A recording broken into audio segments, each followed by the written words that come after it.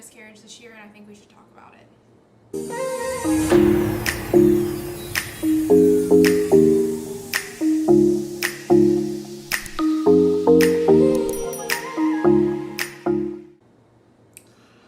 is this so emotional? Oh, I know why. Okay. Welcome back to another video on my channel, Space Place in Southern Grace. It's so wonderful to have you here.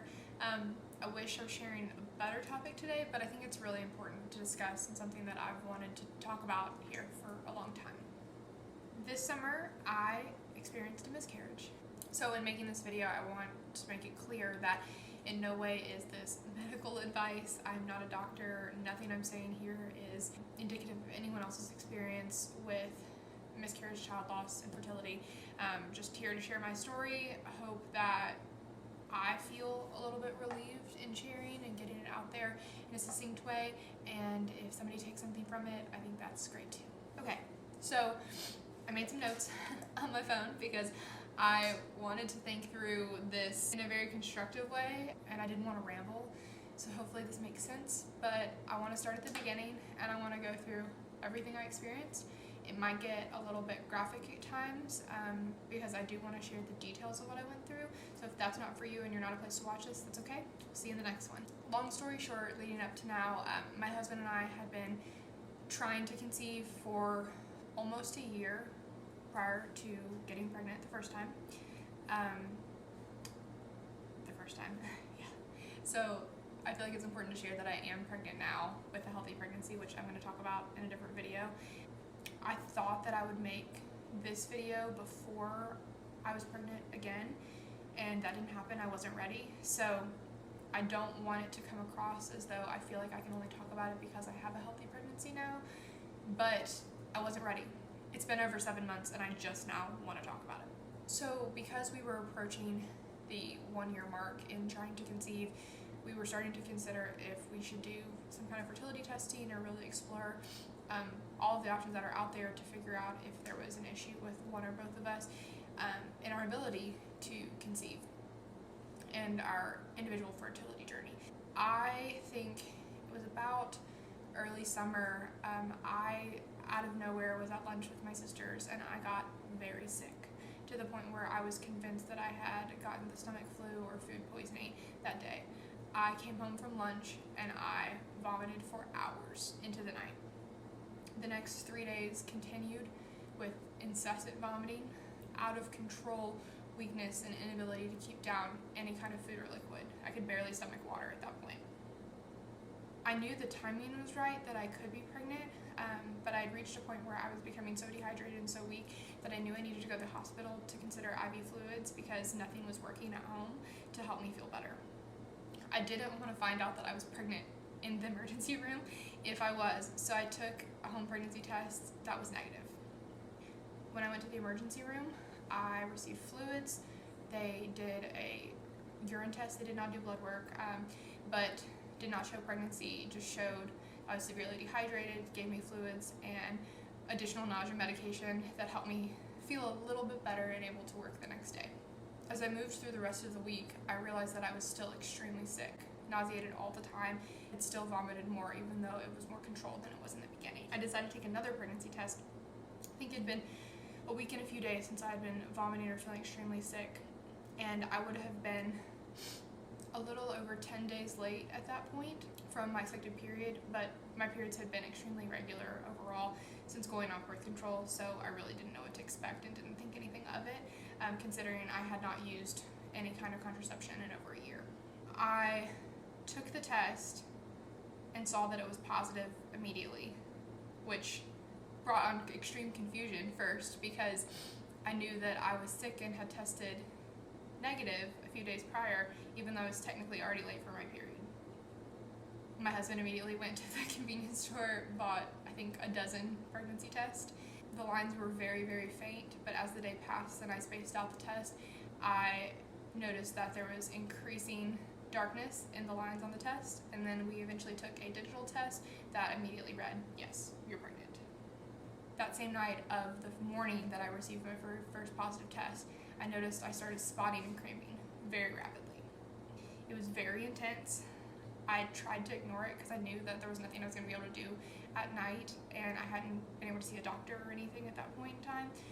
So I went to sleep, and I was woken up at roughly 5 in the morning in a pool of my own blood with the most out of control cramps that I had ever experienced in my life, maybe short of having an ovarian cyst. Upon getting up, cleaning myself up, I knew that something was seriously wrong. I was losing blood rapidly, bleeding through pads, bleeding clots, and had I not had a positive test, I would have thought I was having a very, very intense late period.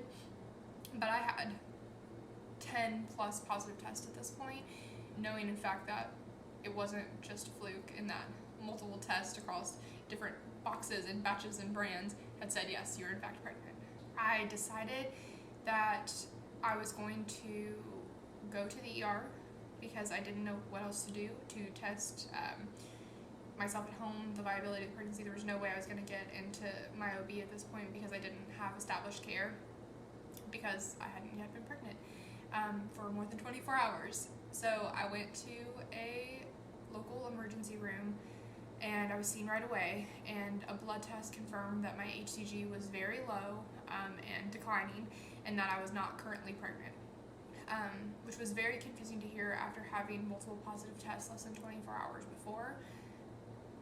And at that point, a not great experience with an ER doctor who was pretty callous told me that there was nothing he could do for me because I was bleeding at this point and not pregnant by his diagnostic test, and I needed to go home and call my regular doctor. I did have a nurse who was extremely kind.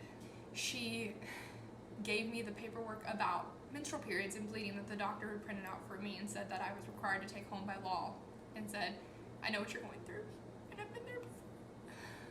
She said that she's sorry. She knew exactly what I was going through and was sorry that he responded in such a way. And it gave me some comfort knowing that she knew what I was experiencing and that it wasn't in my head. That afternoon, I was able to call and schedule an appointment with my OB office, who scheduled me for a transvaginal ultrasound to confirm that it was in fact a miscarriage, but it wasn't going to be till the following week because we were coming up on a weekend. So I went home, and I really didn't want to cry for this whole video, but here we are. So I went home that weekend, and I didn't do a whole lot of anything because I was still bleeding and cramping pretty significantly. I was going through pads rapidly. You aren't encouraged to use a tampon during a miscarriage because you are passing tissue. So it was very complicated because I also wasn't sure exactly how far along I would have been because I wasn't having super regular periods at that time. My best guess was 6 weeks. I did eventually stop bleeding. It was about 3.5, 4 days of bleeding total, which was really strange because when I stopped, it just stopped. It wasn't like a period when you have lighter days, heavier times, and you spot, and then it stops eventually. It was like somebody turned off the faucet. It was, I'm done, this is it, you're fine.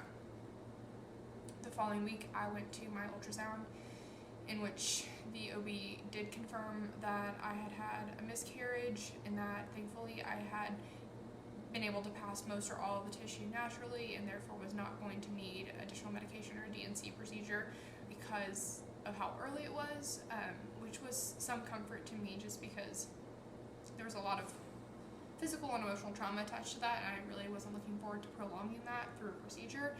But thankfully I did not have to do that, as many people do after that.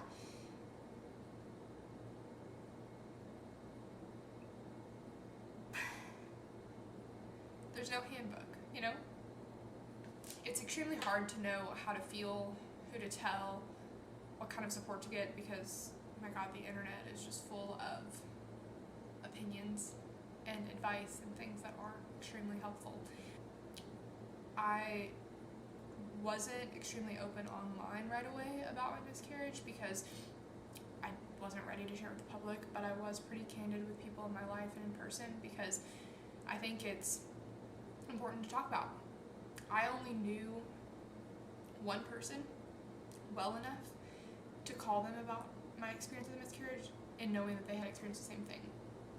I now know after sharing with several people that plenty of people in my life have experienced it, but I only knew that one had shared it publicly that I could go to for advice, and it's not somebody that I would consider one of my best friends either. So that's really difficult to think about, knowing that the statistic is 25% of pregnancies, or 1 in 4 pregnant people experience miscarriage.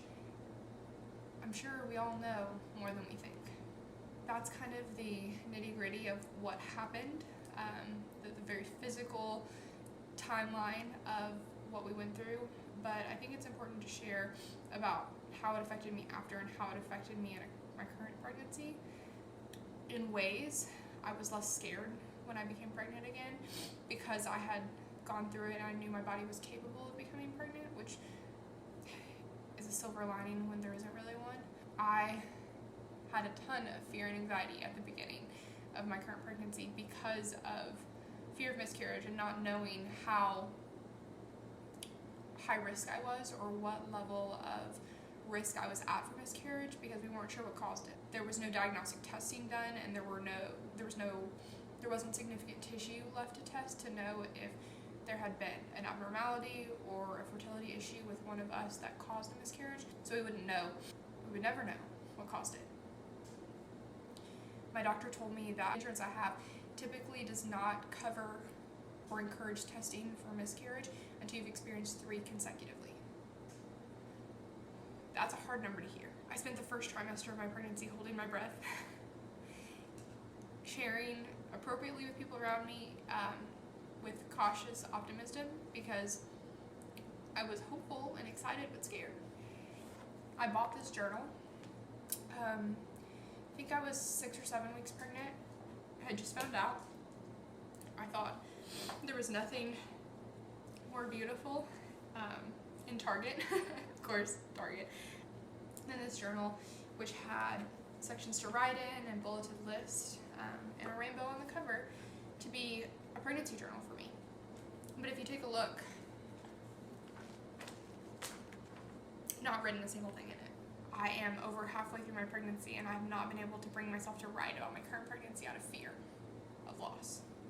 Special to know that this is something your body can do and to experience, but it's likewise so terrifying to know that your body might not cooperate and something might be wrong that doesn't allow a pregnancy to end successfully with the birth of a baby.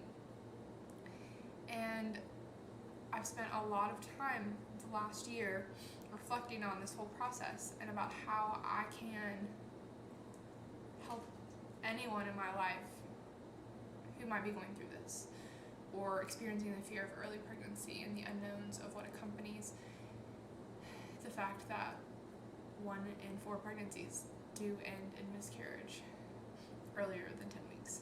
Not sure I did a great job here at sticking to the script and helping this feel organized, because my thoughts really aren't organized on this topic.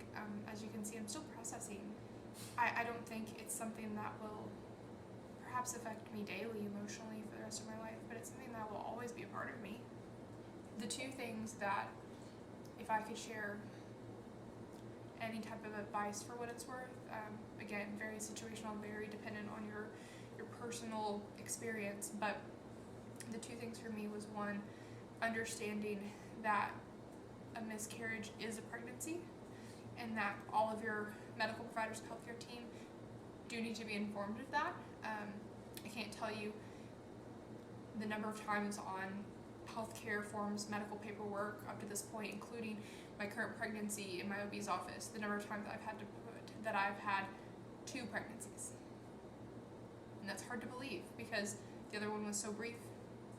It didn't really feel like I had time to attach myself to it, but it was there and it was part of me, and my body has been through the early stages of the process, so it's important to know and important to share in all medical contexts so that you get the best, most accurate care possible.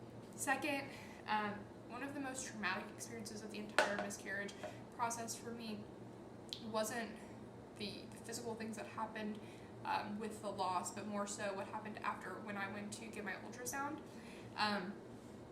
I was somewhat unfamiliar with the hospital I went to, I had had ultrasounds previously on other body parts of my thyroid, so I felt pretty certain that I knew where I was going and knew what to expect. The ultrasound lab that I was used to was a pretty private area that they didn't book a lot of appointments close together. Every time I'd been there, I'd been the only person there and never waited for more than a couple minutes. I did not realize until I went to the wrong place that there is a dedicated OB gynecology ultrasound lab, which of course there is. That's completely logical, and I don't know why I didn't realize that before. But because of that, I opted to have my husband not go with me to my ultrasound because I knew that it would be quick, easy, and I could go back to work right after because I work on the campus where my hospital is located. It was not quick and easy. When I found the right place, I was in a lobby for over 45 minutes alone.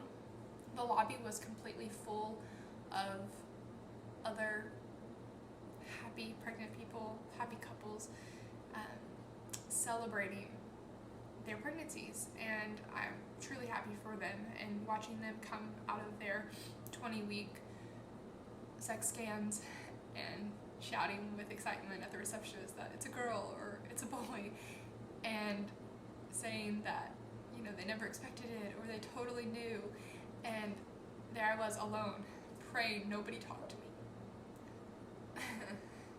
Praying nobody talked to me because I wasn't pregnant and I didn't have anything positive to share or say, and I didn't want somebody to ask me when I was due or if I knew what I was having because there was nothing to show.